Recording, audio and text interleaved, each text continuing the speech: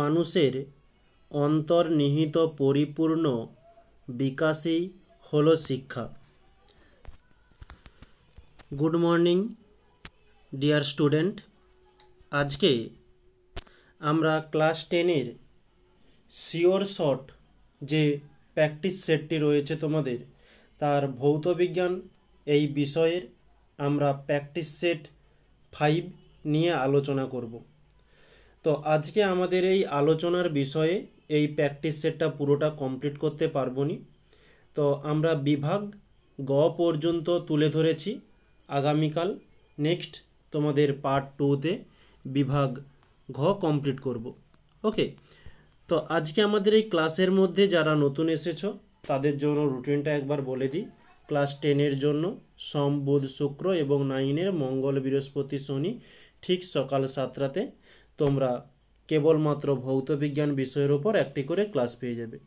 ওকে, তো আমরা এবার ক্লাসের দিকে যাই। তো আমাদের প্রথম কোশ্চেন যেটি দেওয়া রয়েছে বিভাগ গড় 1.1, কোনটি বায়োমাস শক্তির উৎস নয়? সেটি অপশান সি। পরবর্তী, কোন ক্ষেত্রে আদর্শ গ্যাসের লেখচিত্র সরলরৈখিক হয় না? সেটি সি। নেক্সট, 1 কিলোগ্রাম ভরের তুল্য শক্তি আর্ক এককে হবে? Option C. তারপরে বলছে তাপীয় রোধের এসআই এককটি হল কিলোওয়াট ইনভার্স। পরবর্তী প্রশ্ন, রামধনু গঠনের ক্ষেত্রে ঘটে আলোর প্রতিসরণ, প্রতিফলন ও বিচ্ছুরণ? Option D. নেক্সট পরবর্তী স্লাইডে, আচ্ছা এখানে একটি ম্যাথমেটিক্যাল প্রবলেম দেওয়া রয়েছে, এর অ্যান্সারটি আমরা একটু দেখে নিই। আমরা এই প্রশ্নটাকেই নেক্সট স্লাইডে তুলে ধরেছি।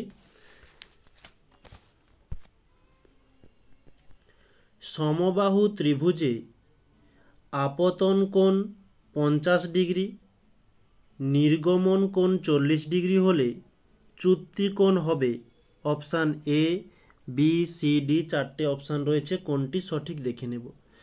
তো সমবাহু ত্রিভুজ বলেছে, এখানে আপতন কোণ বলা হয়েছে 50 ডিগ্রি। আপতন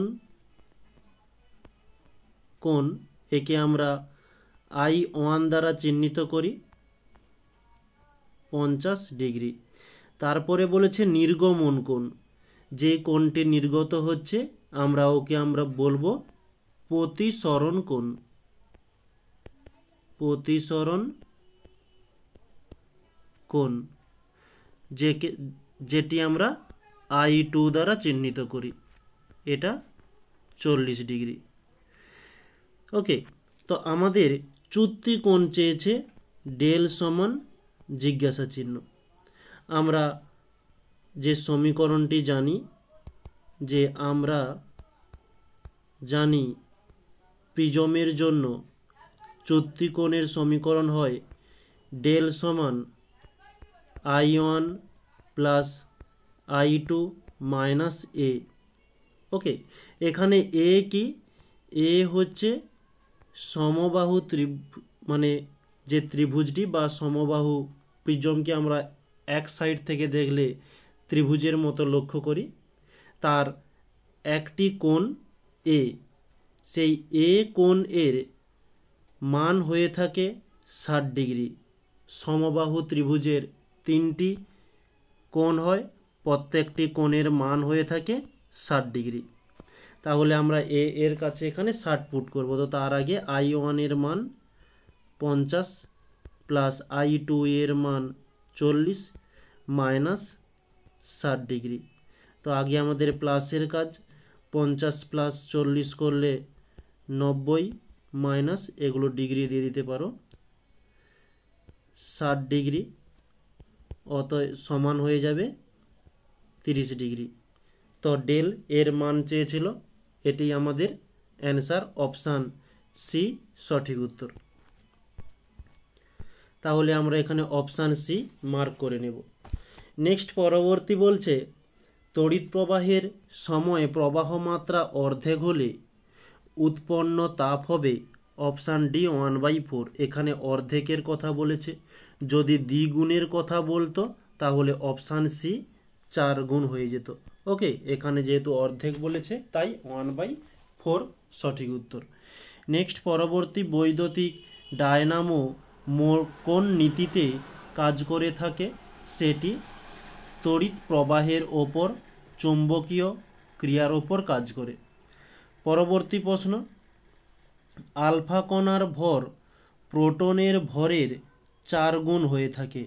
ওকে, কারণ আলফার ভর হয় 4, প্রোটনের ভর হয়ে থাকে কত? 1।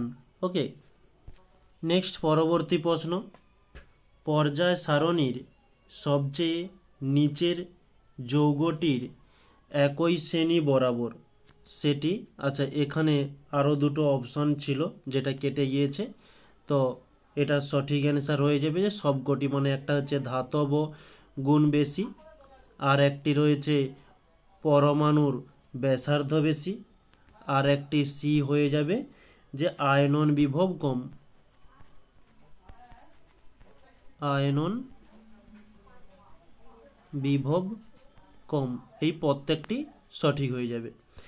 নেক্সট, পরবর্তী আমরা স্লাইডে নেক্সট যে প্রশ্নটি রয়েছে কি বলছে, কোনটি আয়নীয় যৌগের সাধারণ ধর্ম নয়? সেটি জৈব দ্রাবকে দ্রাব। পরবর্তী তড়িৎ বিশ্লেষণের সময় কি ঘটে থাকে? ক্যাথোড বিজারণ। নেক্সট, কোন গ্যাসটি কিপযন্ত্রে তৈরি হয় না? সেটি NH3।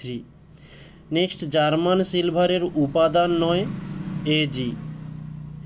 পরবর্তী বলছে 3টি কার্বন পরমাণুর অ্যালকাইন যৌগে H পরমাণুর সংখ্যা। আচ্ছা, এটা একটু আমরা ছোট্ট একটু ক্যালকুলেশন করে দেখে নেব সঠিক অ্যান্সারটি কী হবে। 3টি সি পরমাণু বিশিষ্ট অ্যালকাইন যৌগে H পরমাণুর সংখ্যা। প্রথমত আমাদের এখানে বলেছে অ্যালকাইন, অ্যালকাইনের সংকেত হয়ে থাকে কি? CN। আচ্ছা, এখানে লিখে নিই যে অ্যালকাইনের সংকেত CN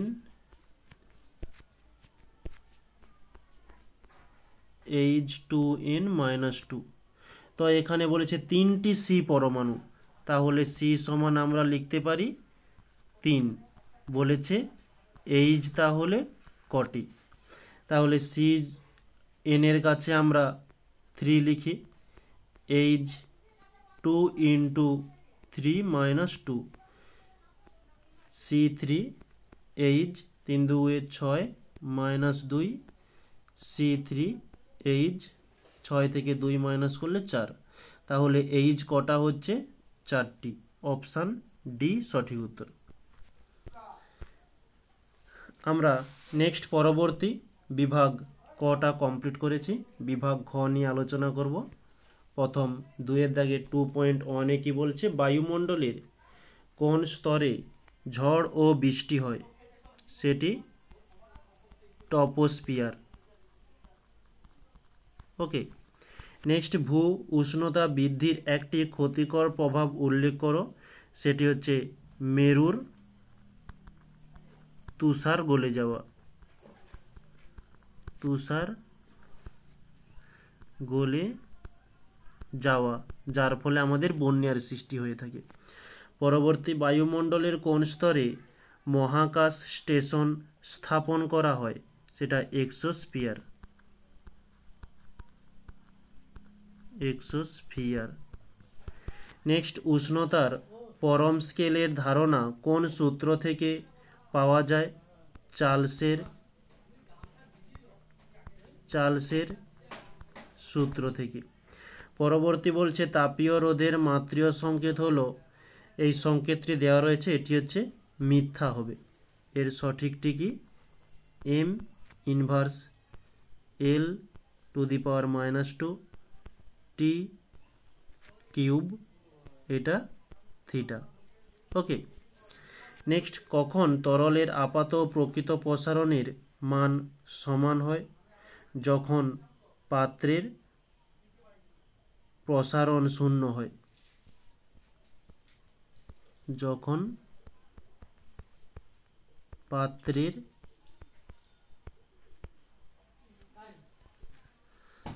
প্রসারণ শূন্য। ওকে, নেক্সট বলছে আলোক রশ্মির লম্ব আপতনে প্রতিসরণ কোণের মান কত হয়ে থাকে? সেটি শূন্য। নেক্সট পরবর্তী প্রশ্ন 2.6, এখানে বলছে কোন বর্ণের আলোর বিক্ষেপণ সবচেয়ে বেশি হয়ে থাকে? সেটা বেগুনি। নেক্সট শূন্যস্থান পূরণ। মানব চক্ষুতে যে লেন্সটি থাকে সেটি হলো উত্তল লেন্স।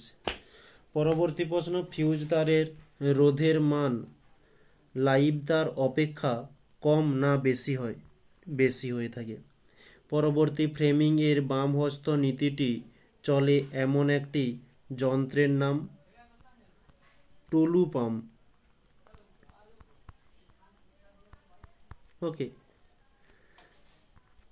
বা আমরা মোটর লিখতে পারি। নেক্সট, তেজস্ক্রিয় রশ্মি পরমাণুর কোন অংশ থেকে নির্গত হয়ে থাকে? নিউক্লিয়াস থেকে। নিউক্লিয়াস।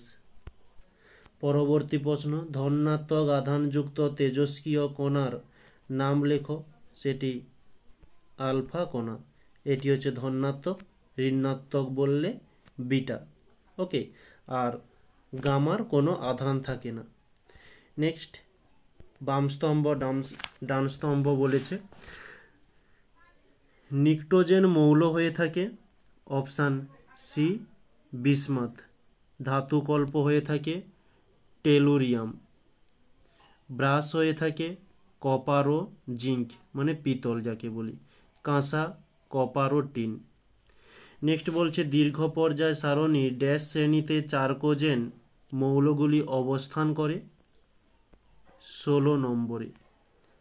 কার্বন বিজারণে উচ্চ উষ্ণতায় ধাতব অক্সাইডকে বিজারিত করতে বিজারক হিসাবে কি ব্যবহার হয়ে থাকে?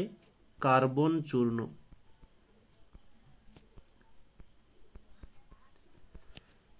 বা একে আমরা কোক চূর্ণ বলে থাকি। পরবর্তী প্রশ্ন, ক্ষয়যুক্ত জলের তড়িৎ বিশ্লেষণে কি উৎপন্ন হয়? এটা ক্যাথোডে হাইড্রোজেন গ্যাস হয়ে থাকে ও অ্যানোডে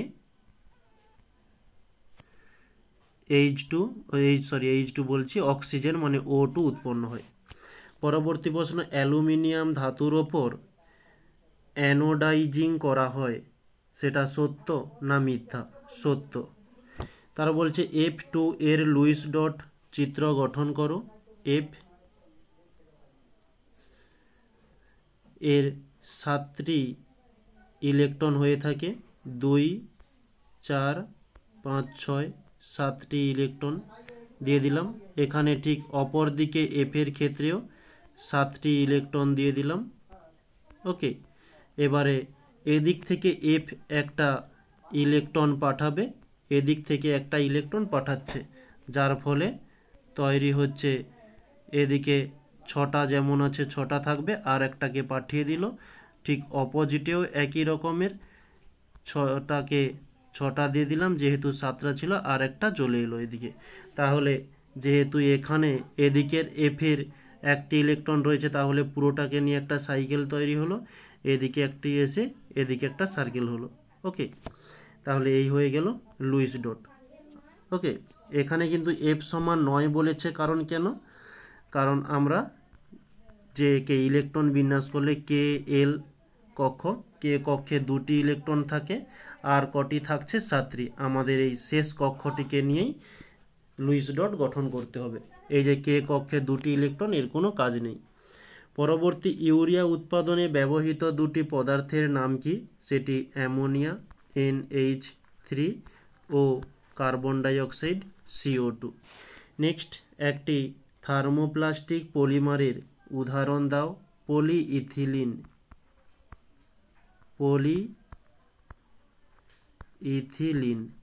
নেক্সট C2H5OH এর IUPAC নাম কি হবে?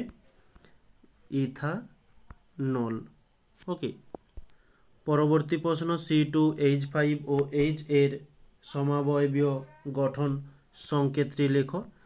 এটি হয়ে থাকে CH3O CH3। এর নাম হয়ে থাকে dimethyl ether. Dimethyl ether. Okay, next acetic অ্যাসিডের মধ্যে NaHCO3 যোগ করলে কোন গ্যাস নির্গত হয়ে থাকে? সেটি কার্বন ডাইঅক্সাইড CO2 গ্যাস নির্গত হয়। ওকে, এখন আমরা বিভাগ খ কমপ্লিট করেছি, এরপরে আমরা বিভাগ গ কমপ্লিট করব। মোটামুটি তোমাদের এই পর্যন্ত তোমাদের এই বইয়ের মধ্যেই অ্যান্সার দেওয়া ছিল। তো যেগুলো ম্যাথমেটিক্যাল সমস্যা ছিল সেগুলো সমাধান করে দিয়েছি, আর এই বিভাগ গটা কমপ্লিট করে দিচ্ছি। এগুলোর অ্যান্সার কিন্তু বইয়ের মধ্যে দেওয়া নেই। এখানে প্রথম প্রশ্ন বলছে জ্বালানির তাপন মূল্য বলতে কী বোঝো? এই যে জ্বালানির তাপন মূল্য কাকে বলে দেওয়া হয়েছে। নেক্সট অথবাতে বলছে স্থিতিশীল উন্নয়নের সংজ্ঞা দাও। এই যে স্থিতিশীল উন্নয়নের সংজ্ঞা কাকে বলে দেওয়া হলো। পরবর্তী প্রশ্ন বলছে গ্যাস সম্পর্কিত চার্লসের সূত্রটি বিবৃতি করো। এই যে গ্যাস সম্পর্কিত চার্লসের সূত্রটি দেওয়া হলো। ওকে, পরবর্তী প্রশ্ন বলছে কোনো লেন্সের আলোক কেন্দ্র বলতে কী বোঝো? এই যে লেন্সের আলোক কেন্দ্র কাকে বলে দেওয়া হয়েছে। বলছে চিত্রসহ বুঝিয়ে দাও। চিত্রটা আমরা নেক্সট পেজেই তুলে ধরেছি। তো এখানে যেহেতু বলেছে যে লেন্সের আলোক কেন্দ্র, তো লেন্স দু রকমই হয়, উত্তল লেন্স এবং অবতল লেন্স। দুটো লেন্সেরই মাধ্যমে চিত্র সহযোগে আলোক কেন্দ্রটা কোনটি হবে বোঝানো হয়েছে। পরবর্তী প্রশ্ন, কোন গোলীয় দর্পণকে জলে নিমজ্জিত কোনো গোলীয় দ্রবণকে কোনো গোলীয় দর্পণকে জলে নিমজ্জিত করলে ফোকাস দৈর্ঘ্যের কোনো পরিবর্তন হবে কি? তো এটার অ্যান্সার এই যে তুলে ধরা হয়েছে। আজকে সকাল থেকেই মোটামুটি স্টুডেন্টকে পড়াচ্ছি অনেকক্ষণ থেকে, তারপরে তোমাদের এই ক্লাসটি নিচ্ছি অনেক সকাল সকাল উঠার পরে, তাই একটু হয়তো সমস্যা হচ্ছে। ওকে, আচ্ছা, নেক্সট বলছে যে তড়িৎচালক বল ও বিভব প্রভেদের মধ্যে পার্থক্য কী? তড়িৎচালক বল এবং বিভব প্রভেদের পার্থক্যটি দেওয়া হলো। নেক্সট ওর সঙ্গে বলছে অথবাতে ফিউজ তারের উপাদানগুলির নাম ও শতকরা পরিমাণ কত? ফিউজ তারের মধ্যে টিন থাকে যেটি 25% এবং সীসা থাকে 75%। ওকে, নেক্সট পরবর্তী প্রশ্ন, NaCl এবং CCl4 এর মধ্যে কার গলনাঙ্ক বেশি এবং কেন? তো এখানে এই যে অ্যান্সারটি দেওয়া হয়েছে। পরবর্তী প্রশ্ন কি বলছে NH3 অণুর লুইস ডট চিত্র অঙ্কন করো। এই যে NH3 মানে অ্যামোনিয়ার লুইস ডট গঠন অঙ্কন করা হলো। পরবর্তী অথবাতে বলছে অষ্টক সূত্রের সীমাবদ্ধতাগুলি উল্লেখ করো। এই যে অষ্টক সূত্রের সীমাবদ্ধতা দেওয়া হয়েছে। নেক্সট 3.7 বলেছে অ্যানোড মাড কি? এই যে অ্যানোড মাড কাকে বলে তুলে ধরা হলো। নেক্সট বলছে ইথানল থেকে পলিথিন কিভাবে প্রস্তুত করবে? তো ইথানল থেকে আগে ইথিলিনে আনতে হবে, তারপরে পলিথিন প্রস্তুত হয়ে যাবে। ওকে, নেক্সট পরবর্তী প্রশ্ন বলছে কপার সালফেট দ্রবণে অতিরিক্ত পরিমাণে NH3 চালনা করলে কি ঘটবে? এই যে কপার সালফেট দ্রবণে অ্যামোনিয়া হাইড্রোক্সাইড মানে NH3 এর জলীয় দ্রবণ চালনা করলে প্রথমে বেসিক কপার সালফেট লবণের সাদা অধক্ষেপ পড়বে, তারপরে বলছে অতিরিক্ত অ্যামোনিয়াম হাইড্রোক্সাইড যোগ করলে ওই অধক্ষেপ দ্রবীভূত হয়ে সেটা নীল বর্ণের কিউপো অ্যামোনিয়ার সালফেটে তৈরি হবে। ওরই সঙ্গে অথবাতে দেওয়া হয়েছে অ্যাসিডযুক্ত পটাশিয়াম ডাইক্রোমেট দ্রবণে H2S চালনা করলে কি হয়। ওকে, এটি হচ্ছে কি হয় হবে। আচ্ছা, কি হয় সেটা নেক্সট পেজে তুলে ধরেছি। এই যে অ্যান্সারটি দেওয়া হলো তার সঙ্গে নিচে বিক্রিয়াটিও দেওয়া হয়েছে। ওকে, তাহলে আজকে এই পর্যন্তই। আজকের ক্লাসে টপিকটা একটু কম রেখেছিলাম, আর আমরা যেসব কোশ্চেনগুলোকে ছেড়ে গিয়েছি মানে বিভাগ ঘর, আমরা নেক্সট আগামীকাল তোমাদের যে রুটিনগুলো আগেই বলে দেওয়া হয়েছে এই রুটিন অনুসারেই আগামীকাল তোমাদের ক্লাস হয়ে যাবে, বাকি যে প্রশ্নগুলো রয়েছে। ওকে, আর একটা যে আমরা একদিন শিওর শট এবং আর একদিন প্রশ্ন বিচিত্রা তোমাদের রায়মার্টিন নিয়ে আলোচনা করছি। যাদের রায়মার্টিন নেই আমি তাদেরকে একটু ছোট্ট করে অনুরোধ করব যে তোমরাও ওই রায়মার্টিনের প্র্যাকটিস সেটগুলো রাখো, যাতে তোমাদের প্র্যাকটিসের মধ্যে যত বেশি কোশ্চেন প্র্যাকটিস করবে তত তোমাদের সুবিধা হবে।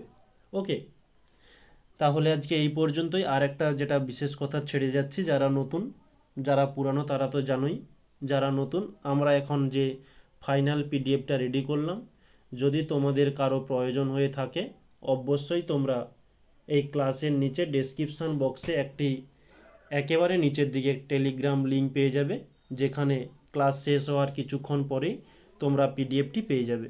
ওকে, তাহলে আজকে এ পর্যন্তই। সবাইকে থ্যাংক ইউ বলে আজকের ক্লাসটি এখানেই সমাপ্ত করছি।